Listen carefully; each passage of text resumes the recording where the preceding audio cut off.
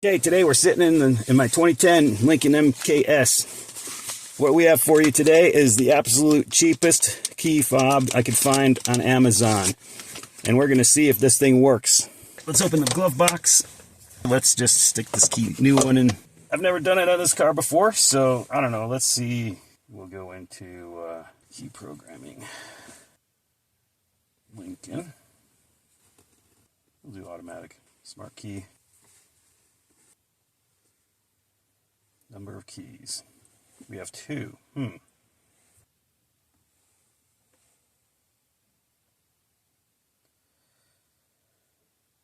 let's see. The key is in there. Oh, 10-minute delay. Okay, cool. I've got this 10-minute mandatory waiting period just to make sure you're not trying to steal the car. Almost there.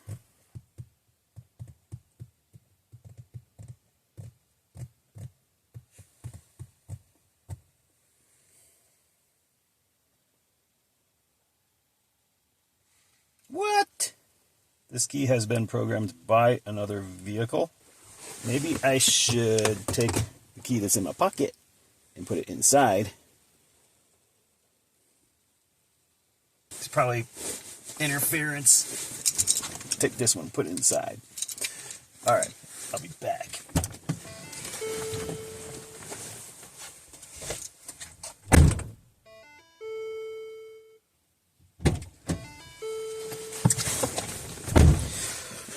All right, the original key's in the kitchen.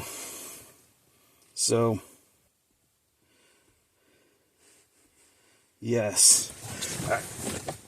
What in the world? So why would this one fail? See, it's been programmed by another vehicle. So let's see if it's been cut also. No, it hasn't been cut, so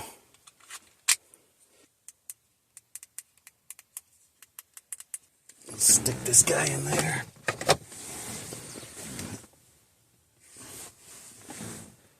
It says no key detected.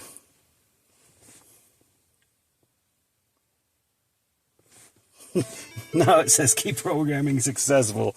The current number of keys is 3. So program the next one. No. Program is complete. Now that was very interesting. If I hit erase smart keys, can I? All stored keys in the memory will be erased. This requires at least 2 keys to complete key program. So we got 3 total. Doesn't make me feel very comfortable that there's another key out there that fits this car. But if I erase the keys, then it says this key is programmed to another vehicle. Then I can't reprogram it. That would be bad, so I'm going to leave it.